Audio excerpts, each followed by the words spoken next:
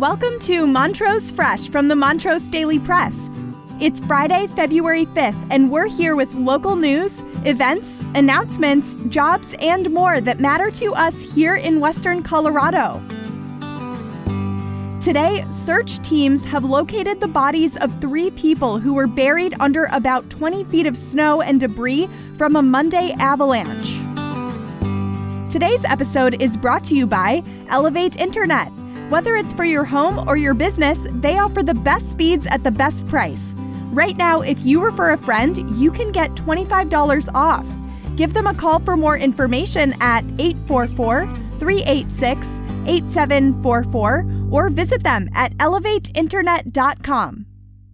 Before we begin, we'd like to highlight the Montrose Center for the Arts, who will be hosting Wine and Roses, a live piano concert tonight from 5 to 7. The live concert will be limited to 30 guests in the studio's gallery. Tickets are $20 each or $30 per couple.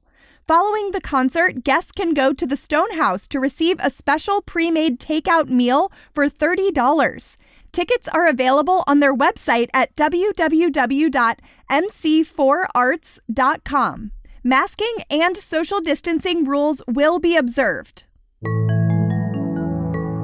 Now, our feature story. Search and rescue crews are looking for 3 backcountry skiers buried in a large avalanche near Silverton. Officials say a group of backcountry skiers triggered an avalanche in an area known as the Nose. Search teams have located the bodies of 3 people who were buried under about 20 feet of snow and debris from a Monday avalanche. The avalanche swept down as they skied the backcountry between Silverton and Ouray. The victims had not been publicly identified as of Wednesday night. The 3 were in a group skiing near Mineral Creek and Ophir Pass on Monday, near a feature known as the Nose. While they were there, an avalanche was triggered from an elevation of about 11,500 feet. It carried them away along with a 4th member of the group. The other skiers were able to locate the 4th person. That person reportedly sustained minor injuries. Search and rescue teams from multiple jurisdictions responded to search for the missing skiers, but found severe conditions and ongoing avalanche danger.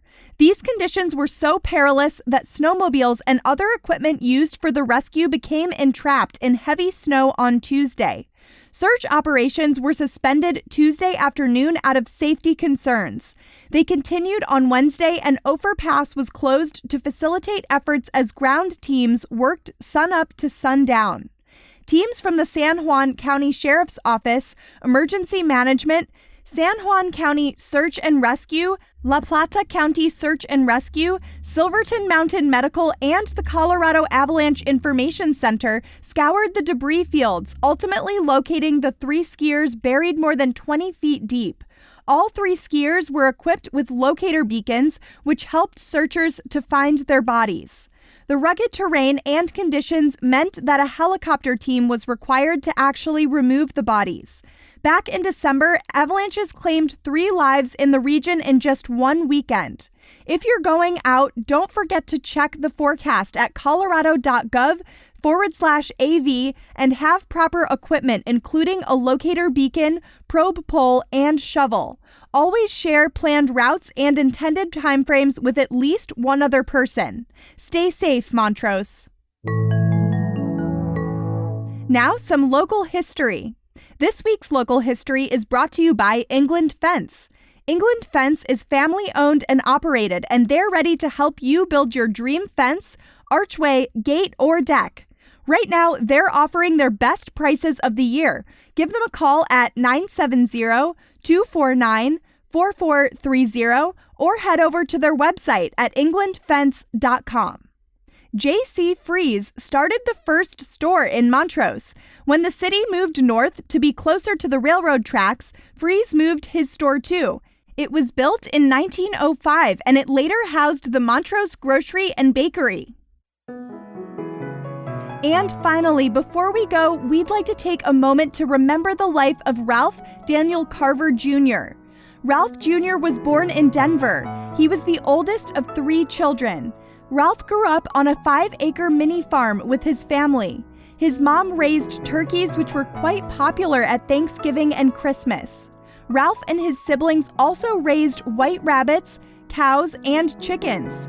After graduating from school, he married Lucinda Carhart. Together, they had 4 children. In 1960, Ralph opened his first C&C Auto Parts, and in 1963, he moved the family to Montrose and opened a second C&C Auto Parts. He owned and operated both stores, traveling between them weekly. The drive was time-consuming, and this was when Ralph developed his interest in flying. He became a pilot in 1970. He loved flying and often would take one of his children with him on the weekly trips. He opened C&C Auto Parts number 3 in Delta in 1977. All 3 boys grew up working in the stores and learned the value of a hard day's work. Ralph was an advocate of higher education and was instrumental in bringing Colorado Western College to Montrose.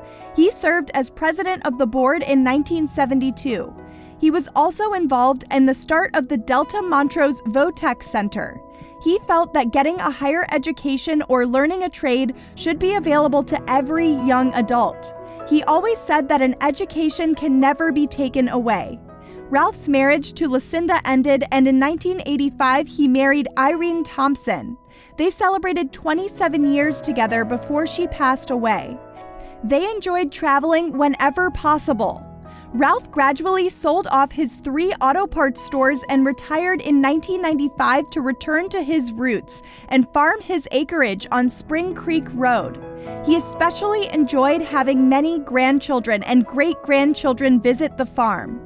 He was proud of being a farmer. He was a true Christian, a believer, and he was considerate, careful, and thoughtful. Ralph was not a man of many words, but he was a man of his word and will be dearly missed. Thank you for taking a moment today to remember and celebrate Ralph's life.